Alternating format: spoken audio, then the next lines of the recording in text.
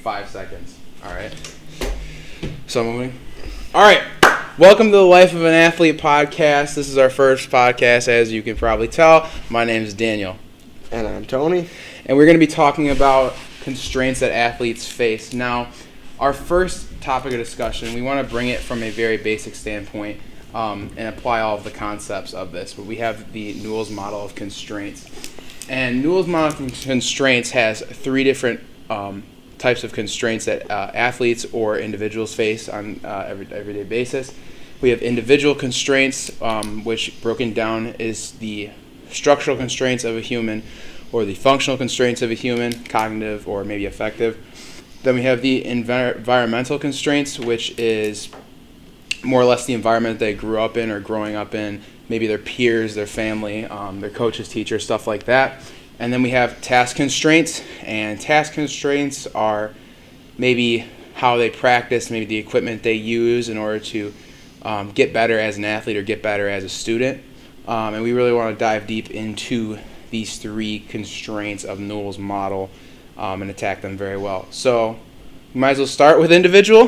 Before we go into that, so constraints can both inhibit or prohibit an athlete or anybody from succeeding in their field and what they want to be successful at. Yeah. So should we start with individual constraints? Yeah. So firstly, I have individual constraints, and that can be broken down, like I said, into structural or functional constraints. And firstly, we want to dive into the structural constraints, and pro athletes that have faced these structural constraints maybe have a physical disability or something like that. But you have a perfect example would be Shaquem Griffin. He was a NFL linebacker. He went to play college football at University of Central Florida, and he was born without one of his hands. And his left hand, I believe. I think you're right, yes. But this is really, really interesting because obviously that's a functional constraint. He was born without one of his hands, and it's very hard to play a sport, especially football, where you're required to use both of your hands every single play that you're playing, especially at the position he played. He played linebacker. And he did not let this constraint hold him down. He broke through, and he ended up making it to the NFL, which is really, really interesting on how this constraint didn't prohibit him from following his dreams and being as successful as he possibly could be. Yeah, definitely. And not only that, but like not having any of your five fingers on top of that, where you have to grab, a lot of grabbing in football and when you're tackling and whatnot. So especially, what position did he play? Linebacker? He played linebacker, and in high school he played a little cornerback safety. And as a football coach, especially defensive oriented, I coach linebackers. We're always taught to linebackers, you got to wrap up and grab cloth. Clearly that didn't stop him because he made it to the NFL, and you have to be pretty darn good to make it to the NFL. Yeah, for sure. Yeah, that is really crazy to think about, only having one hand and still making it to Division I college. Division I. And then the NFL on top of that. The highest level, not just making it to the highest level, but getting avid amount of playing time, being a starter, and having a career. Not just playing on scout team or being on the practice squad, but actually being a starter, getting tackles, and really being a leader on the defense. Did his brother go to Central Florida too? Yes, both. So him and Shaquille Griffin, they're twins, went to Central Florida, and I'm pretty sure they both played for Seattle Seahawks together. Wow. So they drafted both brothers in the same year, I would assume, right? I don't know if they were drafted or undrafted. Oh, gotcha. But they entered the league in the same year. And Shaquille is still playing, and Shaquem, the brother born with one hand, is now retired. Retired? Yes, retired. Okay. Well, I mean, regardless, that's still insane that you can make it to the highest level only having one of your hands. Oh, yes. Yeah. Yep. But that's kind of the point that we were trying to address when relating to pro athletes and whatnot. Another great example of a pro athlete that has a functional constraint is Dwayne Wade. He played his entire college career without a meniscus in either one of his knees because he had severe meniscus damage, and they ended up taking out his meniscus because that's what they used to do when he played college basketball, and then he went into the NBA and played, I want to say, 15 seasons. I don't know specifically, yeah, but he had a long career in the NBA, and I very think he just long. retired roughly 2 years ago, Yep, 3 years ago. Very long, very successful career, 2 or 3 championships, and he played without one of the most important ligaments in his knees. Yeah. I mean, that's a huge constraint that. Especially for a sport that requires jumping and landing every 5 seconds. All the impact that you consistently have on your knees in basketball, and for him to play without the cushion between your tibia and your knee. Yeah, no, definitely. So yeah, that's kind of some of the pro athletes that are addressed in the individual structural side. So let's kind of dive into more of the functional side, like the processes inside of your body, maybe more of the mental processes and stuff like that. So we had 2 specific athletes stick out for us. Once again in the NFL, we had Mark Andrews and Jay Cutler, and they both they both were diagnosed with type 1 diabetes. Yep. And I am not too educated on type 1 diabetes myself. I just know that it affects your blood glucose levels, obviously, and I mean that affects your mental. Oh, it directly, as someone who has a glucose problem, I'm hypoglycemic. Mm-hmm. When your blood sugar is off, you can't think straight. You can't. Your entire mentality is off. You're shaky. You really can't focus on anything. You get tunnel vision. And so for both Jay Cutler and Mark Andrews to be able to, yet again, make it to the highest level of performance for their area is remarkable, especially for having type 1 diabetes.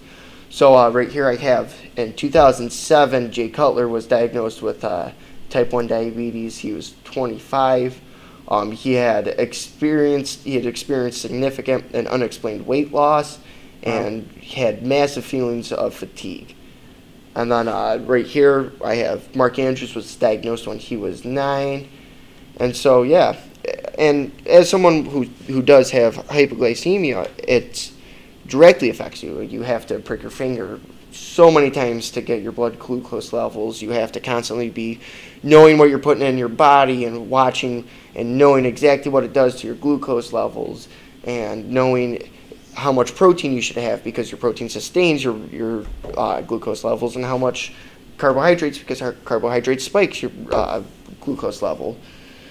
And so for them to really make it to the NFL, not only working out and going to college and getting their grades and working through college, and on top of all that to have diabetes is just truly remarkable. Yeah, definitely. And what was I going to ask? So, like, as an athlete, I don't obviously know, and you probably don't obviously know the specifics of what they do or what they keep on the sidelines while they are playing, but, like, is there certain things that they'd have to keep on the sidelines to keep them going? I can tell you what I did because I do know what I did. So it was terrible because before every basketball and football games, I would slam a protein shake probably 5 minutes before the game. So the entire time I'm trying to hold that down. I had these natural sugar gummies. They're called honey stingers. They were first. I've heard of those. Yeah. Yeah, they were first invented for marathon runners, but they have quick burning sugars, long burning sugars, and large amounts of honey in them. So it spikes my blood sugar levels and it keeps me sustained. And so throughout a basketball game, they come in packs of 12. I'd have to go through 3 or 4 of them, and it gets quite expensive. So I imagine that they would probably be on a very high protein, low carb diet, because diabetes is you don't produce insulin at all, or if not properly, so you can't have too high of a blood sugar without getting insulin shots. Oh, wow. So I'd imagine that they're staying away from the sugars. Probably they don't drink Gatorade when they're on the sidelines. Well, Jay Cutler's retired now, so he probably never drinks Gatorade on the sidelines. Or if he did, that's probably where he started feeling his diabetic-like symptoms. Yeah. I can imagine that game day, game time, right around that frame, they're staying away from their carbohydrates, and they're probably going more protein. And these are just things that probably inhibit could inhibit them from playing their sport and being as successful as they could. But Jay Cutler had a successful career, and Mark Andrews right now is having a phenomenal career as a tight end. I'd say he's about top 3 right now. Easily. Wow. So that's really, really insane.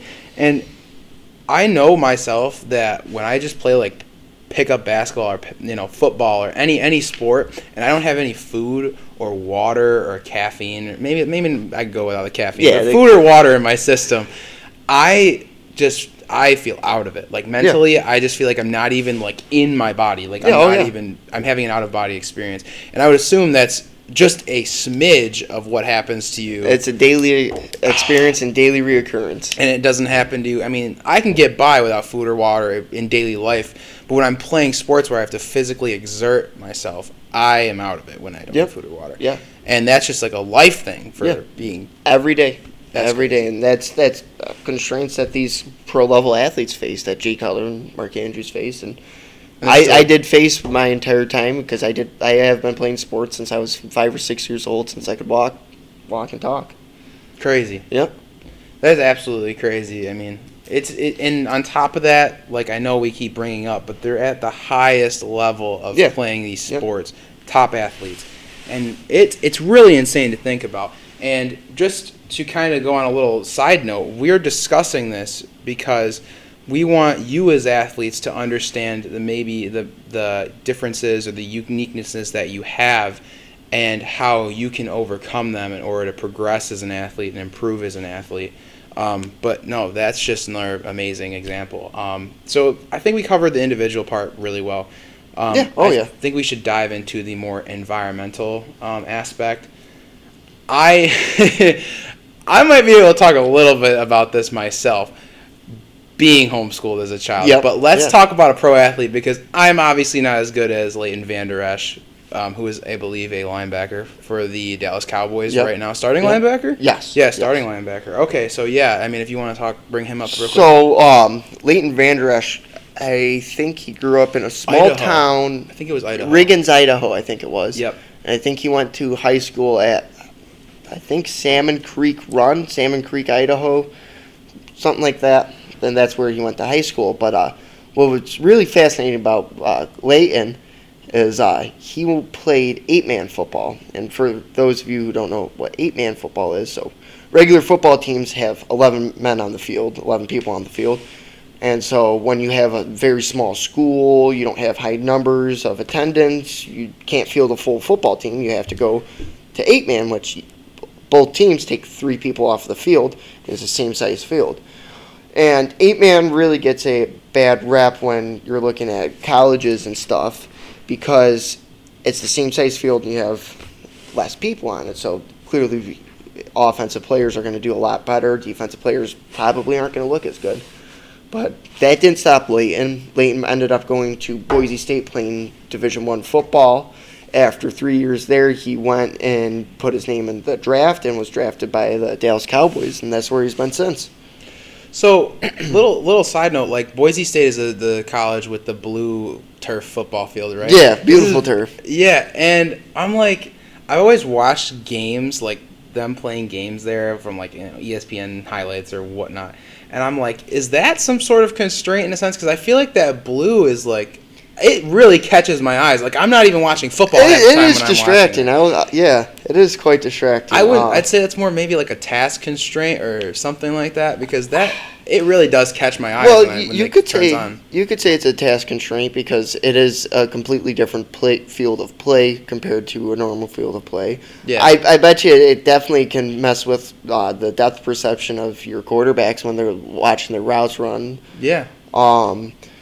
Yeah, I could see how that's a task constraint. I've never even thought about that. I don't know. I just brought that up personally because I just know as a child I'd see that field. I'm like, oh, that's kind of cool. But in the same sense, I'm like, man, I don't think I'd want to play for that college because every home game is that in your eyes. And I feel like I understand, okay, it's a different color, and yeah, we're not used to it. But I feel like it's also very bright. Like I don't think it's on the same level as just grass like that we see outside right now.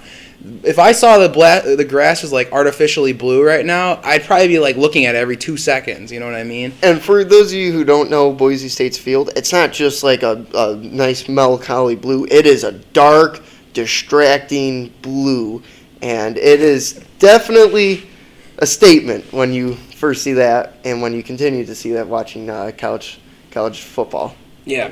I don't know. That just kind of came as I was thinking about it, because I was like, oh, Boise State, that's definitely the college. Where is Boise State again? It's right next to Washington, right? Not in Washington, but it's Idaho? No. I don't know my states. All right, we're talking about sports. Anyways. Yeah, this is an athletic podcast, not a don't need to expose myself. Man. Yeah, so just going off of that, Leighton Vander Esch, 8-man football, that it's really crazy to think about that. I'm going to talk about opportunities because that kind of relates to myself. I know being homeschooled, and I don't really want to talk about this a lot, but the opportunities in New York State, I did not have. I mean, I could only play for private schools, some private schools that let me in. I mean, I had to end up playing for a school, funny right enough, right in here in Brockport, and I had to play for them for 4 years in my high school. Cornerstone Christian Academy. Okay. I always knew friends that went there. I was homeschooled. I never went. My mom just was fine with homeschooling me. She got her bachelor's in teaching and whatnot, and so she taught me for my grades, K through 12 or whatever. Yeah. And yeah, so I could only play for that school, and it was only for high school that they have sports too. So I didn't play a single sport. I did play a little, t-ball and coach pitch here and there that they have in, Albion, where I'm from and whatnot, this, that, and the third. But I didn't really get near as many sports opportunities, and I'm assuming Leighton Vander Esch, yeah, he got to play for his public school that he went to.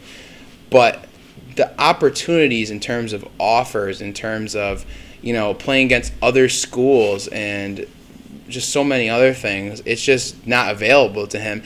And when you're, he went JUCO, right? Yep. And so it's I don't know, actually. I think he went straight D1. Okay. Well, yeah, but that puts another emphasis on how good he is. Yes. You know what I mean? Like just the highest level. But yeah, I mean, his people look at 8-man football. Like you said, it gets a bad rep. You know what I mean? Yeah. So it's just another thing that these athletes have to overcome in terms of the environment and whatnot. I know maybe more of like a parent, teacher, coach aspect. I was kind of thinking of like the Ball family with like the 3 brothers and their father, who's a very controversial influence on their family in terms of he's doing the work, he's getting the kids into the highest level. You know what I mean? But some people look at him as maybe he's more working towards himself. But I'm going to say it though, there's no such thing as bad press.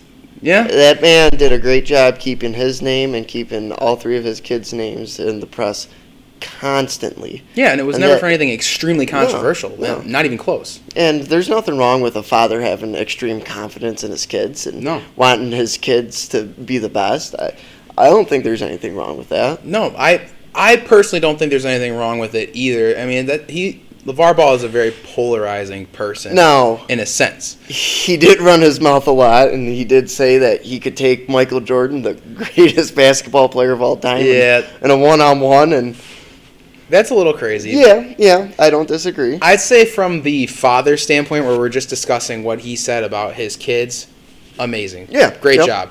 Maybe about, like, when he starts talking about himself a little more, it's like, okay, never mind.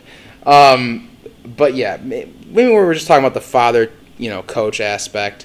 A lot of kids don't have parents or guardians that are like, yeah, go play sports, work on this in your free time. If you have free time, don't, go on your phone or something like that. Like, go work on the sport, and we know you're gifted at it, and we know you can build your skills in order to really understand and maybe get to a higher level and maybe eventually get to this highest level that we're even talking about with all these pro athletes in NBA, NFL, and so on and so forth. So I'm glad. I think we tackled the environmental aspect from playing in the school system, but also peers and actual people, the humans that are enforcing or maybe inhibiting these things.